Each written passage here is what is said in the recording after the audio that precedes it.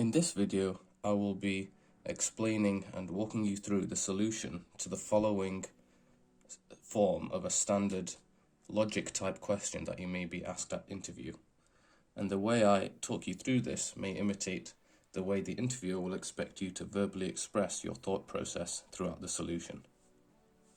So we have a boat that travels 15.9 kilograms downstream in 2 hours and travels the same distance upstream in double that time. And we ask the speed of the boat in still water. So the first thing you want to do, which is a general good practice for any interview logic question, is to make things easy for yourself. So in this case, we're going to round all the numbers we're given to the nearest integer, just to make the mental maths calculations easier. So we're going to round 15.9 kilograms up to 16 kilometers, to 16 kilometers. So intuitively, the first reasonable thing to do seems to be to find the speed of the boat, both downstream and upstream. So this is a simple speed equals distance over time application of that equation. So let's first just summarize our information in a compact way. So we have downstream 16 kilometers takes 2 hours, and upstream the same distance takes 4 hours. So this implies that the downstream speed is speed equals distance over time, which is 16 kilometers over 2 hours, which gives us 8 kilometers per hour. And applying the same equation to the upstream case, we have a speed of 16 divided by 4, which gives us 4 kilometers per hour. Which makes sense. The downstream speed is double the speed of upstream.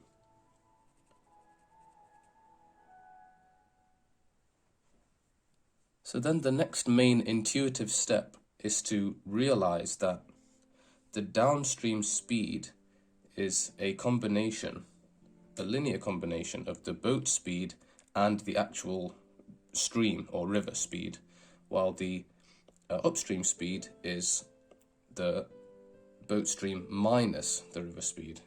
And to make this easier to see, I'm going to create some little basic sketches. So in the downstream case,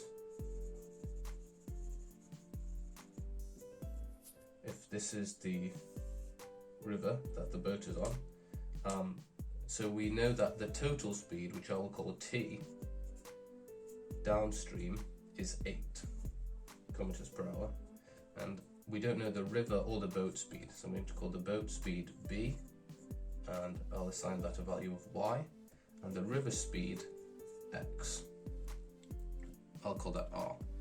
And then creating the same analogous sketch for upstream, we have the boat speed, which is now moving in the opposite direction. The engine is still working at the same rate, so I know that will be minus Y. The river speed is unchanged, so that's still X, but now, as we figured out, the total speed is 4. And actually, so this is where you need to be careful with the direction of the arrows, as I made a mistake here, and it's very good if you spotted this. This should be a minus 4, as the minus indicates that we're moving in the opposite direction, which is upstream. So now what we've effectively done is created the perfect situation for solving a pair of linear simultaneous equations. The first one being, so as we discussed, the total speed is a summation of the boat and river speeds.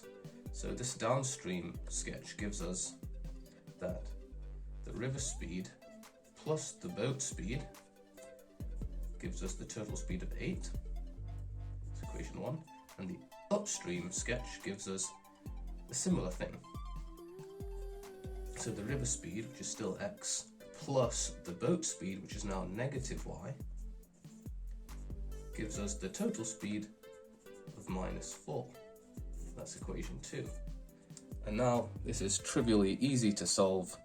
We can just add the 2 to give us 2x equals 4, which means x equals 2. But this isn't the final answer. This is the river speed. We now know the river is moving at 2 kilometers per hour. If you wanted to, you could have actually done equation 1 minus 2 to instantly get the answer that we want, which is y. Or you can substitute this value back into one of the equations. Let's say equation 1. This gives us that 2 plus y equals 8, which means that y, which is the answer we're looking for, the boat in still water, the boat would be moving at 6 kilometers per hour.